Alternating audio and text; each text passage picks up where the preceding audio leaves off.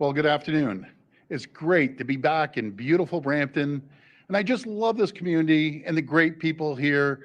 And I got to tell you, I say it all the time, but Carl and I, when we got married, we lived 5 years here in Brampton. It's just absolutely beautiful community, beautiful people. I'm here today with Health Minister Christine Elliott, as well as our local All Star Associate Minister, Pratmeet Sarkaria. And Brampton Mayor Patrick Brown. And Mayor, you're doing an incredible job for the people of Brampton here. We're also joined by Dr. Naveed Mohammed and the outstanding team at Brampton Civic Hospital. Thank you to all the doctors, nurses, PSWs, paramedics, and all the incredible health staff right here at William Osler Health. You've been true heroes over the past few months. My friends, throughout this pandemic, we've been there for the people of Brampton. That's why we provided almost $35 million through the Safe Restart Agreement to support Brampton's municipal services and transit. That's why we're investing in the all new Huron-Ontario light rail transit service for Brampton and Mississauga. And that's why we provided $64 million this year to Dr. Lawrence Lowe and his team at Peel Public Health to help hire 64 nurses for schools and support testing and contact tracing. And now, in the face of the second wave of COVID 19, we're fortifying the front lines of our healthcare system. It's why we're investing $2.8 billion in our COVID 19 fall preparedness plan, the most comprehensive and robust plan in the entire country. It's a plan that will add nearly 1,500 hospital beds, including 139 critical care beds, to ensure we have the capacity to care for patients and fight this deadly virus. But our government believes there's still more to do. Today, I am incredibly proud to announce we are investing another $116 million to further increase our hospital capacity. We're adding an additional 766 beds in hospitals and other healthcare settings across the province. That's over 2,200 additional beds being added in communities, large and small, urban and rural.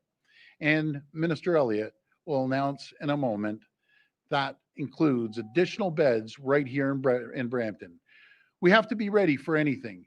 As we find ourselves heading from fall to winter, these beds, staffed by our top notch health professionals, will deliver the quality care patients need and deserve.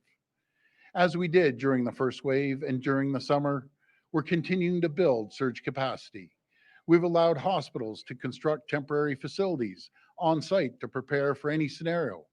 We've allowed them to open beds in temporary facilities and communities, including hotels and recreation centers. I want to thank our municipal partners and local businesses, including the City of Brampton, for working with our hospitals to create this critical surge capacity. We will spare no expense to protect the health and safety of the people in Brampton and across Ontario. Because, my friends, I just love the great people here in Brampton. This is a community that is growing, and I can tell you it's growing fast. And as long as I'm Premier, my government will always be there for the people of Brampton. And that means more hospital capacity. It's an issue that's been ignored for far, far too long, but we're going to fix it. And today's announcement, it means more desperately needed hospital beds for this community. But we won't stop there. I know that we need to get a second phase of Peel Memorial Hospital built, and we will get it built. We are currently reviewing the best possible planning and design options with Osler to make sure we can build a world-class hospital that will serve this great community for generations to come. And my friends, as sure as I'm standing here, Peel Memorial Hospital, it will get built. And that's great news for the people here in Brampton. Before I pass it over to Minister Elliott, I'd like to point out this is Respiratory Therapy Week, and I want to thank, and a big thank you, to the 3,500 incredible respiratory therapists across our province. You've been on the front lines fighting this virus, helping connect COVID 19 patients in critical care to life saving ventilators and respiratory treatments. These professionals are real heroes. On behalf of the people of Ontario, I thank you for everything you do. Thank you, and God bless the people of Ontario. Now I'll pass it to Minister Elliott. Thank you, Premier, and good afternoon, everyone. I would also like to thank the frontline staff and leadership team here at William Osler Health System for your heroic response to the COVID 19 pandemic. Throughout these unprecedented times, our doctors, nurses, and healthcare workers have shown us the depth of their compassion and their commitment to protecting and keeping us safe. I want to extend my deepest appreciation to all the staff, physicians, nurses, and volunteers at William Osler for your tireless efforts to deliver exceptional care to patients. Thank you from all of us. Protecting the health and well-being of all Ontarians is our government's number one priority. That's why we are making the necessary investments to build more capacity to support our hospitals, reduce wait times, and improve access to care for patients and families in response to COVID 19. Today's investment builds on our fall preparedness plan by creating up to 766 more beds in hospital and alternate health facilities. This is in addition to the 139 critical care beds and up to 1,349 hospital beds we announced as part of our fall preparedness plan, bringing the total number of new beds to more than 2,250 across the province. And I'm very happy to advise that William Osler Health System will be receiving more than $19 million in funding for up to 87 beds. For patients and families in Brampton, that means up to 41 hospital beds right here at the Brampton Civic Hospital and up to 46 hospital beds at Etobicoke General Hospital. The team here at William Osler serves one of the fastest growing regions in the country. Among the three sites, your emergency departments are among the busiest in the country. And we are thankful for your commitment to go above and beyond to provide innovative and compassionate care to meet the needs of your community. These beds will help ensure Brampton and Etobicoke have the resources needed to continue to respond to COVID 19. It means additional support for the continuation of more surgeries and procedures for patients in the coming months. And it means those who find themselves in the emergency room will know there's a bed available for them. Our government will continue to support the response to COVID 19 across the province, including right here in Peel Region. To date, we've provided Peel Public Health with approximately $64.4 million in funding for public health programs and services. This includes $4.3 million to hire 64 additional school force focused nurses, $100,000 to implement our public health case and contact management solution for COVID 19, and $1 million to support the implementation of the Ontario Seniors Dental Care Program. Our government will continue working with our partners to protect the health and well being of Ontarians and ensure they can access the high quality care they deserve. It is critically important, though, that everyone continue to do their part to protect each other by following public health measures and advice. That means wearing a face covering, frequent and thorough hand washing, maintaining physical distance from those outside your household, staying home when you're feeling ill, and limiting trips outside except for essential purposes. These simple, everyday actions are the best way we can protect our friends, family, and neighbors and stop the spread of COVID 19. By working together, and it will take all of us, we will put an end to COVID 19 in our province. And now I would like to pass things over to Dr. Mohammed, President and CEO of the William Osler Health System, to share a few words. Thank you.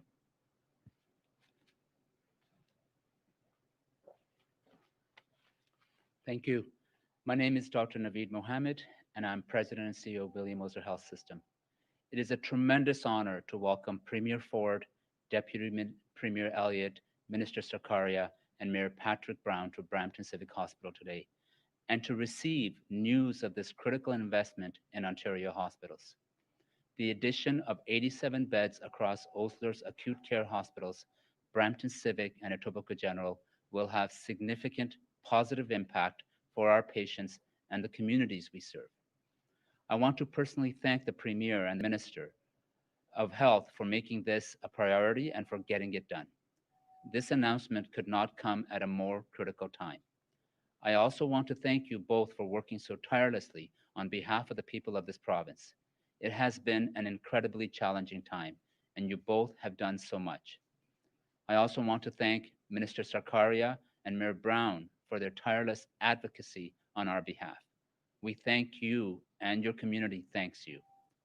Today's announcement is welcome news and comes as Osler is working diligently to ensure patients and the community continue to have timely access to the care they need, where and when they need it most. With one of the busiest emergency departments in Canada, the addition of 87 beds will help us prevent hallway medicine, especially as our community continues to grow and our patient numbers steadily increase over the winter flu season. We are adapting spaces at both Brampton Civic and Etobicoke General for these new beds to support improved patient flow across our sites.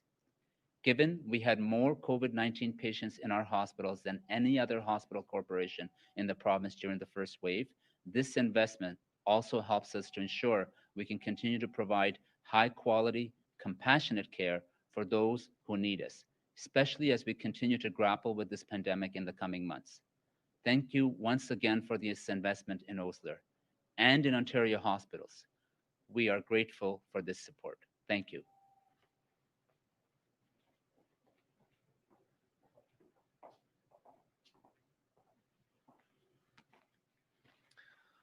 I want to thank Premier Ford, Minister Elliott, and our hardworking MPPs, the Honourable Pravmeet Sarkaria and Amarjot Sandhu, for today's funding announcement. These 41 new patient beds will help alleviate hallway medicine at Brampton Civic Hospital. I want to thank in particular Dr. Naveed Mohammed and his team of doctors, nurses, and staff for their efforts at providing exceptional care while dealing with one of the busiest ER departments in Ontario and including a high volume of patients requiring medical treatments. As well, William Osler is leading the province in COVID testing, having administered over 230,000 tests at their assessment centers. It's so important to recognize our healthcare heroes during this pandemic. And I should note, Dr. Mohammed not only runs the hospital, but he continues to serve as a physician. And we feel very fortunate to have someone of his caliber leading the charge here at Brampton Civic. As you may know, Brampton City Council declared a healthcare emergency in January. Later that month, I had the opportunity to meet with the Premier directly to discuss our concerns about healthcare. He recognizes and understands the problem. It's certainly a problem he inherited and his government inherited. Previous governments of all stripes did not adequately fund the high volume of patients needing care in our community. Numerous challenges contribute to Brampton's hallway medicine pressures: rapid population growth, aging demographics, significant chronic disease, high emergency department volumes, and ongoing funding inequities in comparison to other regions of our province. In 2018, the Central West LHIN had 0.96 beds per 1,000 people, while the provincial average was 2.19 beds. So when we talk about the need for beds, you can understand why. Brampton is the fastest growing of Canada's large cities, projected to grow from its current population of nearly 650,000 to over 900,000. Quality care is threatened by the funding gap in our healthcare providers. These challenges that our facilities face are significant when you look at the volume compared to the rest of Ontario. I want residents to know that in August, our council members had a very good discussion with Minister Elliott. She heard about our concerns. She sat down. She heard us out about our need for immediate funding for new medicine surge beds at William Osler Health System to support safe patient care in light of COVID-19 and to ensure capacity for the upcoming winter flu season. We also discussed the need for her ministry to approve Phase 2 redevelopment of Peel Memorial Centre for Integrated Health and Wellness. And let me say, it was more than music to my ears to hear the Premier say once again that he is committed to that project. Actually, when I heard him say, we're going to get that hospital built, we're going to get shovels in the ground, a huge smile came to myself and frankly all the residents of Brampton, because this is this is so important to our community. And I know this is the second time that he's highlighted publicly that he's behind this and he wants to get it done. I also want to note that today's announcement is quite significant and a positive step. I look forward to working together with the Premier and Dr. Mohammed to address healthcare needs in our community. These additional beds are going to make a big difference. And the fact they're also adding to ICU at a time when COVID's on all our minds is a huge step forward for our community, a very positive step. So thank you, Premier Ford. Thank you, Minister Sarkaria and Minister Elliott.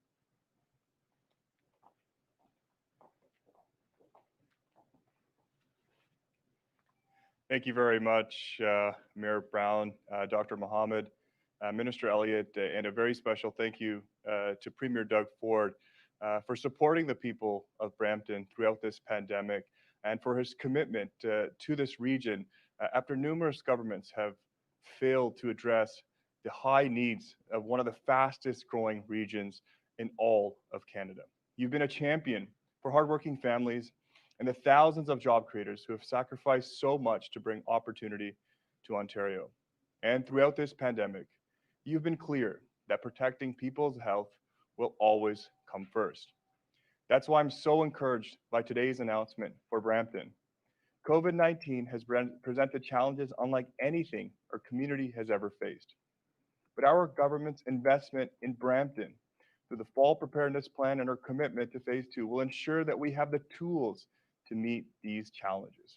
As the Premier announced, today's investments will further expand Brampton's capacity with additional hospital and critical care beds. And it builds on a number of additional ways we're increasing capacity across our healthcare system, including investing to hire more school-focused nurses and support of Brampton's kids and their parents. I'd like to thank Premier Ford, Minister Elliott, and William Osler CEO, Dr. Naveed Hamid, for their work, partnership that made today possible, and for your tireless commitment to improving the health outcomes of all Bramptonians. Thank you very much. Just 1 second before we take the questions, Christine. I got to tell you, folks, when I came in downstairs and through the loading docks there, I never give these people a shout out, but they are critical to the operations of any single hospital. That's the kitchen staff, the electricians, the engineers, the people that keep the engine going. So, to all the people that are out there putting the meals together for our patients here in the hospitals, I thank you. That's the backbone of every single hospital. So you're all champions. Thank you. We'll go to the phone line for question, please. One question and one follow-up. Your first question comes from Haley Cooper with News Talk 1010. Please go ahead. Hi, Haley. Thank you. Hi, Premier. My first question is actually for the health minister, if you don't mind. Yep. Minister, we wanted to ask you about hospital capacity. In Toronto and Peel, where 60% of the new cases are being reported, the health network says that some hospitals in these regions are at 100% capacity. So is that the case, and do you know which hospitals in these regions are running at 100% capacity? Yes, we receive daily reports on the status of hospitals across the province, and it's very important for us to make sure that hospitals do have additional capacity for our COVID-19 patients, for flu patients, and also for the people that need the surgeries and procedures that we had to postpone during the first wave. That's why today's announcement is so important, that we're putting 2,250 new beds into the system to allow those that have the greatest capacity challenges to be able to expand. But we're also putting $450 million into expanding home and community care, because there are some people who are remaining in hospital that could be cared for at home, but they will need amplified home and community care responses. So we're doing that. And we've also opened up a number of reactivation care centers, which will help people who may be in hospital as alternate level of care patients waiting for long-term care, but they can go to these centers which are more appropriate for them, because they can receive physical rehabilitation and social rehabilitation, with the goal that some of them may actually be able to return home. Others will continue to need to wait for long-term care, or there may be a retirement home placement, perhaps it's going to be suitable for them. So in addition to creating the bed capacity to help those hospitals that are at capacity, we're also amplifying our resources in a number of other areas as well. Follow-up? Thank you. And my follow-up is for the Premier. Premier, we wanted to ask you about Suncor Energy and the fact that it's relocating some positions in Mississauga and Oakville to Calgary by next year. And Ontario could potentially lose hundreds of jobs to Alberta.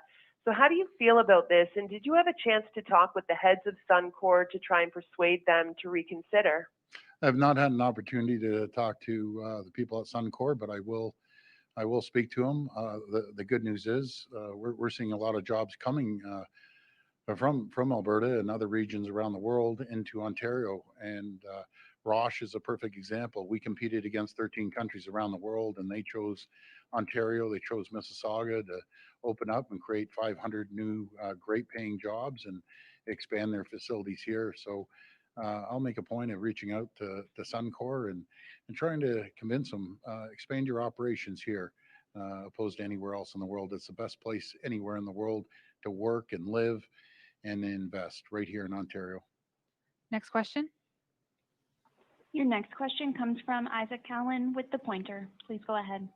Isaac, how Hi, you doing? Premier. I want to start with reminding you about a couple of the cases over the last few days in Peel. On Sunday, we saw 289 new cases of COVID-19, and on Monday, we saw 215. We found out last week that the test positivity rate in Brampton is up at 8.1%, something which suggests that enough testing is just not taking place in the city. Can you explain to me why Brampton has only operated with one full test facility for the whole pandemic, and if you're going to do anything to change that? I'll pass it over to the minister, but I just want to remind everyone we're leading the entire country, bar none, everything combined. We're doing more tests than anyone in the country. We're almost to 5 million tests the last 4 weeks. We've produced almost a million tests, but I'll pass it over to the minister. Well, as the Premier indicated, we have increased our test capacity to the point where we've tested almost 5 million Ontarians, a third of the population. But there are some areas where we are amplifying our testing abilities with, in addition to the assessment centers that we have open, we've also opened up pharmacies for people who are asymptomatic, but who need to be tested in order to go back to work in a long-term care home, for example. Those are examples of additional facilities that are being opened. But we also know that since we have moved into testing by appointment only, there are some people that are not coming in for testing. And so we're needing to go to them. So we've identified some neighborhoods. They have been identified in Toronto and some in Peel region as well, where we need to go with pop-up test centers or mobile test centers to encourage people to come out and be tested. So while we have permanent sites, we also have mobile sites as well, because we don't want anybody who needs to be tested to go without a test. And so in situations where people are not feeling comfortable coming to us, we will go to where they are. Follow up. You referenced pharmacies there, Minister Elliott, and we've done the math on the pharmacies available in Brampton. If they were to operate at full capacity all day, they'd be able to do just about 300 tests between them. So it doesn't really address the major testing issue that is a problem in Brampton. I know you have these numbers for the province as a whole, but I'm asking really for the people of Brampton, who we've heard they need a second test centre in the city to serve them. Will you commit today to setting up a second official full drive-through facility in Brampton? Well, I can certainly advise you that we will look into what's happening in Brampton. If there aren't enough test facilities, we are in regular contact with Dr. Lowe, and we will certainly, if there's a particular area where there needs to be another assessment center, drive-through center, we will certainly do that, because as I indicated earlier, if someone needs to be tested, we want them to be able to go to a location that's close to them and then receive the results in a timely manner.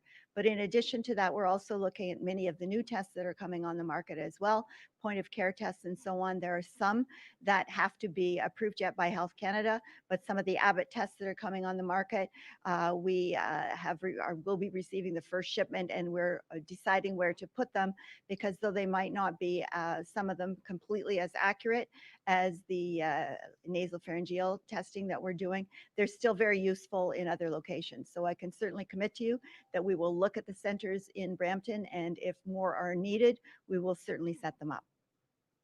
Next question. Your next question comes from Mike Crawley with CBC News. Please go ahead. Hi, Mike. Hi. First question's for the Premier. There's as reported in the Toronto Star today, your government StreamYard has is an awesome live. imposed ministerial zoning orders that have, effectively overruled the process within Toronto to allow for zoning of some developments in the Dawnlands. Wondering why your government felt the need to do this, and how you justify basically stepping over a municipality in an issue that's that ought to be, I guess, left up to municipalities. Yeah, well, thanks for the question, Mike. It's actual provincial land. It's not the city lands. But in saying that, we should always be consulting. I had a great conversation with Mayor Tory. I talked to him multiple times a week, and as I joke around, I probably talk to Mayor Tory more than I talk to my own wife. So we're always in communications, and the good news about this story, and there is good news, out of that site, we're going to create 1,000 affordable housing units that we're in desperate need. And sometimes you have to put an MZO rather than wait 3 years to go through all the process. We're in desperate need of affordable housing across this province. There's no place that we need it more than in Toronto. And I'm glad that we're going to have 1,000 affordable housing units available to the people of Toronto. Follow up. And a question on another topic, also Toronto related.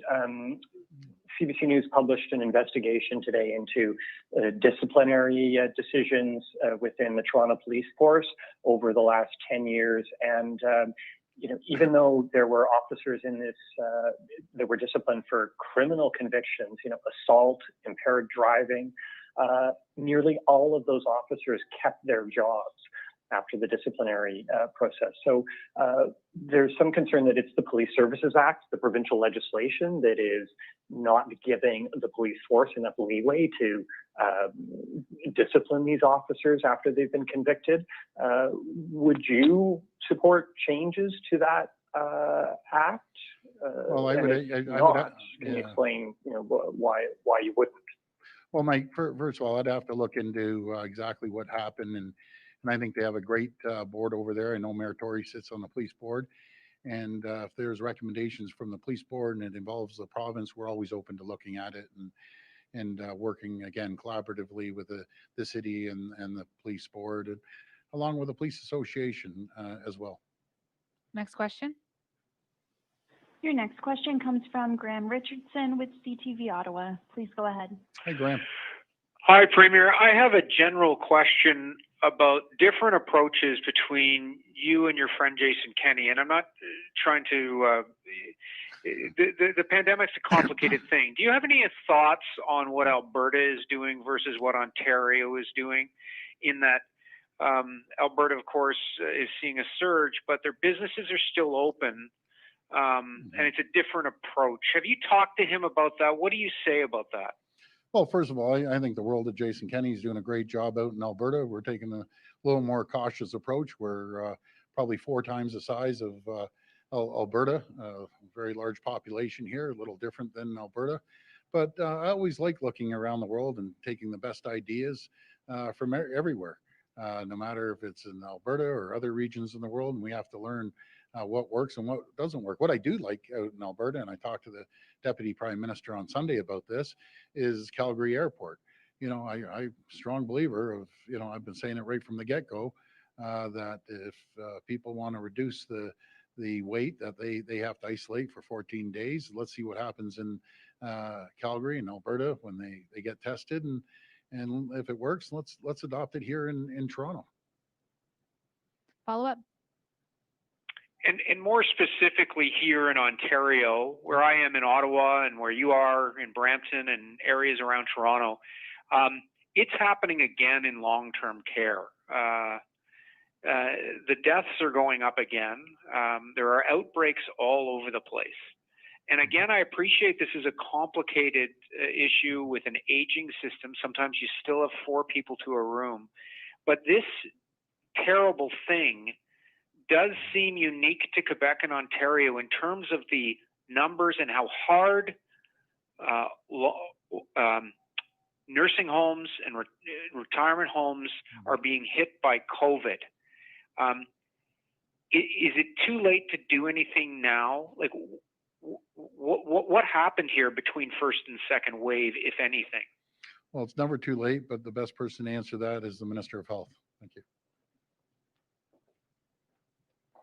Well, one of the reasons why Ottawa's put into a modified stage 2 situation was because of the increase in the number of cases. There's a number of other factors that come into it, including the fact that Dr. Etches was willing to have Ottawa enter into that stage.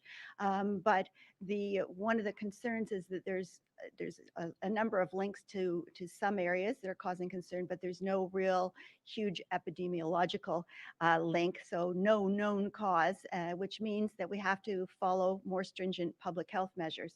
That's one of the reasons why there has been a movement of COVID into some of the long-term care homes, and why it's really important that we continue to follow these measures so that we can stop this community transmission and therefore stop the spread in our long-term care homes, retirement homes, and other places where we have really vulnerable citizens. So the good news, and if there is any in all of this, is that the case numbers in Ottawa are starting to go down. The measures are working, but we still have work to do so that we can protect these very vulnerable residents. Last question. Your final question comes from Travis Danraj with Global News. Please go ahead. Hi, Travis. Hi there, Premier. I've got a question to you about food delivery. I know your nephew, Councillor Michael Ford, has a proposal before Toronto City Council on food delivery service commission caps. You've talked about this before. How does the province plan to support this type of move province-wide? Well, we have to protect the restaurant owners that are struggling out there right now, and what's happening. Not all companies are charging 30% to the restaurants, and these poor folks are just struggling, holding on by their fingernails, and I just don't think it's right. You know, like some of these companies are making a fortune right now, but like, give back, help out, support the restaurants. Don't be, gouging them at 30%. And then on top of that, Travis, there's a delivery charge, service charge. Like, man, step up to the plate, guys. You're making a fortune. Give back, cut your fees in half. You'll survive. But these restaurants are struggling, so let's support them. And we'll be talking to the mayor about this later. And if they need our support, we'll be there to support them. But I always like asking the companies first, step up and volunteer some support. Follow up. Yeah, I want to ask you again about this photo with Sam Oosterhoff, because it continues to get a lot of attention from people online. Betty's Restaurant, this is where the gathering happened, put out a statement on Facebook saying this group was reminded several times that they were required to wear masks when not seated at their table. Unfortunately, they chose not to follow posted rules about wearing masks and distancing. Now, you have called folks who blatantly skirt the rules before yahoos. You said that you were going to be on them like an 800-pound gorilla. So considering this information from the restaurant, why is MPP Oosterhoff, who was clearly reminded of the rules, not a yahoo, why aren't you on him like an 800-pound gorilla? And why does there seem to be no repercussions for this member of your caucus? Well, again, I encourage everyone. It's absolutely critical. You got to wear face coverings. It's very simple. When you go into restaurants, you have to wear them. MPP Oosterhoff came out. He apologized. He said it's not going to happen again, and I accept that. There was a mistake made. We all make mistakes. I understand that, and I take him for his word. He's a great MPP, and I support Sam like I support everyone. And every Travis, everyone makes mistakes. He apologized. He's not going to do it again. So, he understands, and I'm sure he'll pass it on to the rest of the folks that were there as well. But please, if you're in an indoor setting, please just wear a face covering. Thank you, everyone. Thank you, everyone. Great news for Brampton. Thank you.